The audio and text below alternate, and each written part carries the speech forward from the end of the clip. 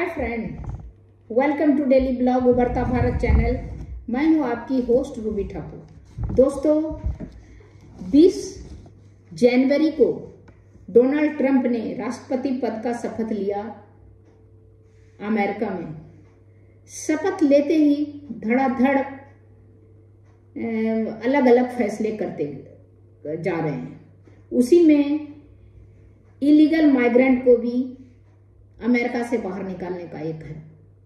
साथ में कोई भी देश से, वर्ल्ड के किसी देश से इलीगल तरीके से अमेरिका नहीं आ सकता है। कोई जो भी आए वैध कागजात से आए। वो तो सही बात है कि किसी भी देश में घुसपैठिए या इलीगल माइग्रेंट है, वो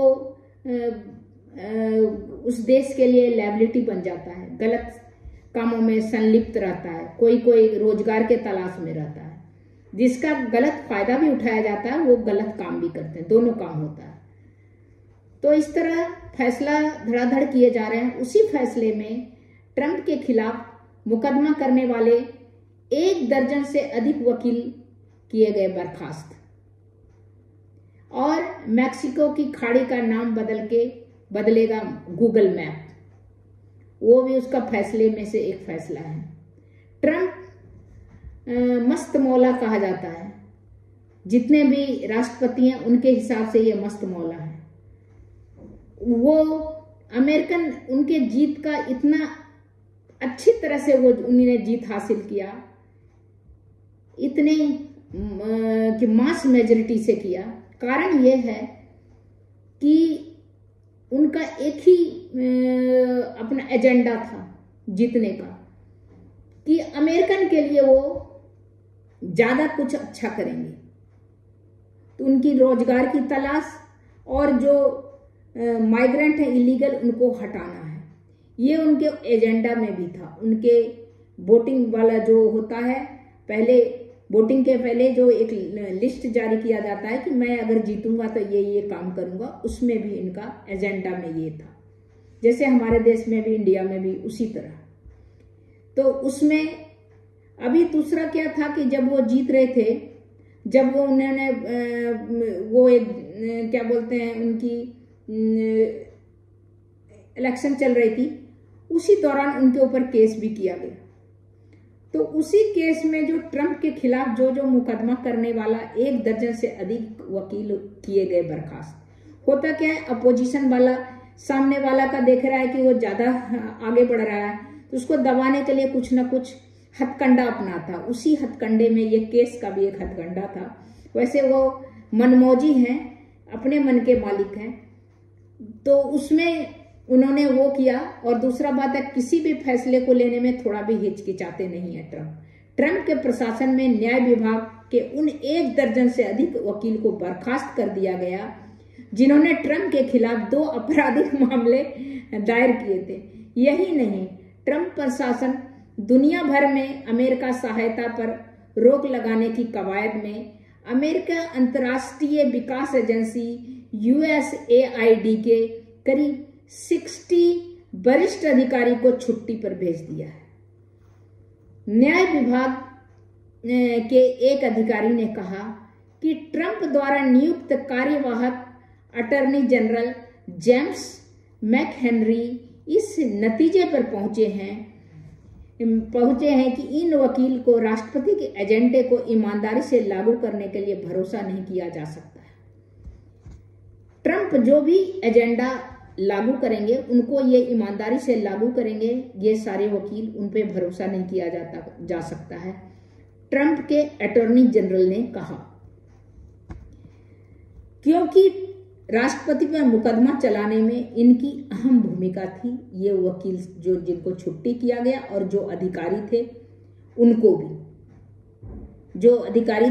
भी न्याय विभाग के अधिकारी ने कहा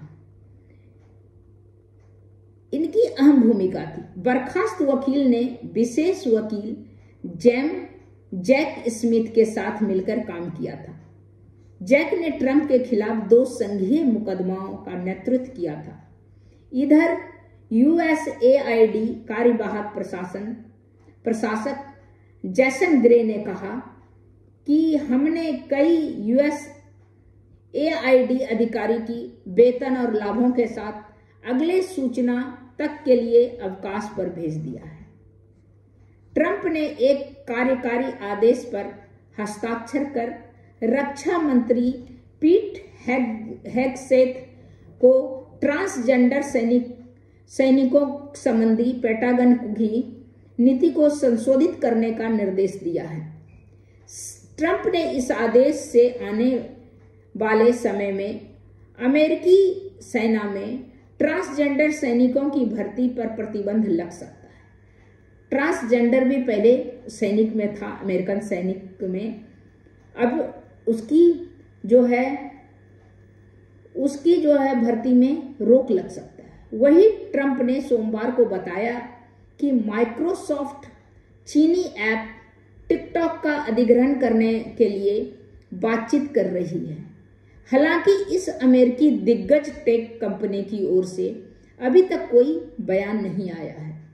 ट्रंप ने सोमवार को कहा कि वह एक कार्यकारी आदेश पर हस्ताक्षर करेंगे जिससे अमेरिका का रक्षा के लिए इजराइल की मिसाइल रक्षा प्रणाली आयरन डोम की तरह अगली पीढ़ी की मिसाइल रक्षा प्रणाली बनाने की प्रक्रिया शुरू हो जाएगी।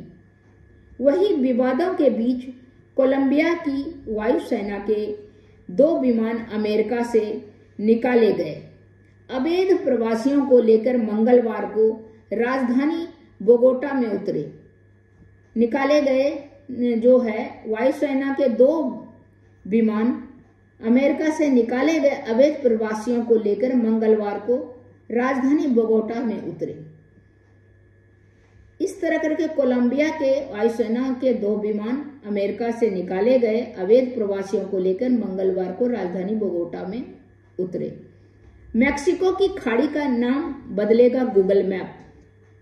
गूगल मैप मैक्सिको की खाड़ी का नाम बदलकर अमेरिका की खाड़ी करेगा। यह कदम ट्रंप के आदेश पर उठाया जा रहा है।